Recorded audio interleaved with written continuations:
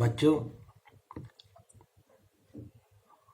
आज हम नागरिक शास्त्र के जो स्वतंत्र भारत की चुनौतियों को उसको आगे हम बढ़ाते हुए जो रजवाड़ों का विलय था उसके बारे में थोड़ा सा और उसके आगे चर्चा करने जा रहे हैं। इसको आप ध्यान से सुनिएगा तथा इसको अपनी कॉपी पे भी बीच बीच में जो आपको जो लगे उसको आप शॉर्ट नोट्स में भी लिखते चलिएगा। जब रजवाड़ों का विलय की बात आई तो त्रावणकोर के जो राजा थे, त्रावणकोर जो इस समय केरल में पड़ता है, वहाँ के राजा ने भी विरोध प्रकट किया। जब त्रावणकोर के राजा ने विरोध प्रकट किया तो उसके बाद उन्होंने भोपाल के नवाब तथा हैदराबाद के निजाम, इन तीनों ने भी शुरू किया। सरकार का नजरिया जल्द से जल्द इन रजवाड़ों को भारतीय संघ में विलय करने का था, लेकिन इतनी आसान ये चीज नहीं थी। उसके लिए सरदार वल्लभ भाई पटेल ने उस चीज को किया जो कोई भी उस समय का व्यक्ति नहीं कर सकता था। सबसे पहले आपको मैं बता दूं कि लोकतंत्र का जो भविष्य था वो अंधकारमय जान पड़ रहा था। सबसे बड़ी इसे लोकतंत्र में बदलना था, भारत को एक अखंड राष्ट्र बनाना था। उस समय जो उड़ीसा में 26 छोटे बड़े रजवाड़े, छत्तीसगढ़ में 14 छोटे बड़े रजवाड़े, सौराष्ट्र जिसे गुजरात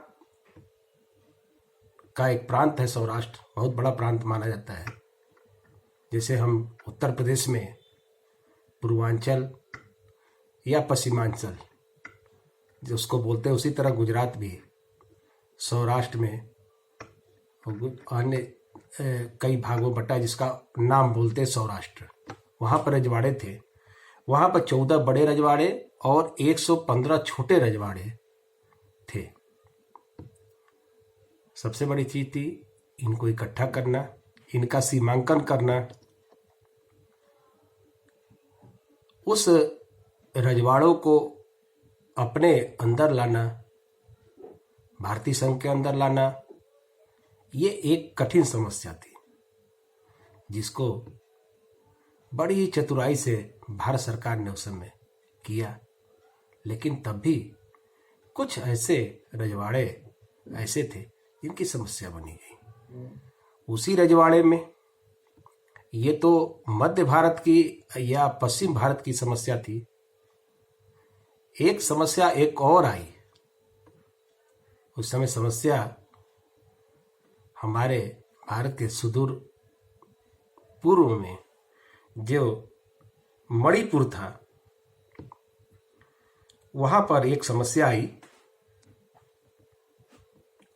वहां के आजादी से कुछ दिन पहले वहां के राजा बोधचंद्र सिंह थे, उन्होंने हस्ताक्षर कर दिए, लेकिन अपनी विलय से उन्होंने एक शर्त रखी कि जो स्वायत्तता है उसे हमारे अंदर बरकरार रखी जाए, मतलब राजा के अंदर ही बरकरार रखी जाए। 1948 में वहां पर लोकतंत्र के चुनाव हुए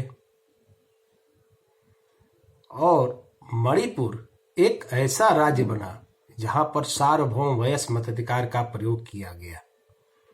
यह एक बड़ी अच्छी बात थी कि उस समय वयस्क मताधिकार का प्रयोग मणिपुर से ही शुरू हुआ। जो आज हम वयस्क मताधिकार, सार्वभौम वयस्क मताधिकार का प्रयोग करते हैं, जो पहले 21 वर्ष की आयु थी जिसे घटाकर 18 वर्ष की आयु कर दिया गया था। करने को तो वहां पर चुनाव हो गए, जनमत संग्रह में वहां पर लोकतंत्र की स्थापना हो गई, लेकिन मणिपुर की विधानसभा में भारत के विलय के सवाल पर गहरे मतभेद थे। मणिपुर की कांग्रेस जो जीती थी वो चाहती थी कि इस रियासत को भारत में मिला दिया जाए, जबकि दूसरी राजनीतिक पार्टियां ये चाहती थी कि इसे भारत में न मिलाया जाए। मणिपुर की निर्वाचित विधानसभा से परामर्श किए बिना मणिपुर को भारतीय संघ में विलय कर लिया गया। मणिपुर रियासत को भारतीय संघ में विलय किया गया। उस समय उसे राज्य नहीं बनाया गया था। इस समझौते में भारत सरकार को सफलता मिल गई, लेकिन मणिपुर के इस कदम से लेकर जो कदम ये उठाया गया वह आज भी मणिपुर की जो नागा विद्रोही या अन्य है, उसमें जो वहां विद्रोह के काफी तेवर अपनाए गए थे अभी हाल तक, वो उसी समय से 48 से ही चल रहे थे। वहां की जनता भारतीय संघ में नहीं मिले चाहती, उनकी वो आंतरिक स्वतंत्रता के संबंध में वो बात करना चाहते थे। इस तरह संघ का विलय हुआ, मणिपुर का विलय हुआ। भारतीय संघ में जो छोटी छोटी रियासतें थी, उन रियासतों का विलय करते हुए वहां पर भारत को एक अखंड राष्ट्र बनाया गया। जो ये सबसे बड़ी चीज थी, ये उस समय की सबसे बड़ी चुनौती थी कि जो देसी रजवाड़े जो काफी भारतीय सरकार को परेशान किए हुए थे, उन पर लगाम लगाई गई, उनको आपस मिलाकर और बाद में धीरे धीरे धीरे धीरे 26वां संविधान संशोधन के अंतर्गत प्रीवी पर्स जो कहा जाता था, उनसे वो राजाओं से और निजामों से अधिकार को छीन लिए गए। बच्चों, इसके बाद अगला जो स्टेप है हमारा, मतलब अगला उसमें राज्यों का पुनर्गठन है कि कैसे कैसे भाषाई आधार पे राज्यों का गठन किया गया। उसके बारे में कल हम इस विषय पर चर्चा करेंगे। आज कल हमने आपको जो PDF फाइल भेजी है, उसमें आपको जो मैटर दिया गया है उसको आप पढ़ेंगे, उसे अपनी कॉपी में लिखेंगे, जिसकी कॉपी की बाद में जांच भी होगी। बच्चों, अगर आपके आसपास कोई भी बच्चे जो हमसे नहीं जुड़ पाए हैं, वो मुझसे संपर्क करके जुड़ सकते हैं। धन्यवाद।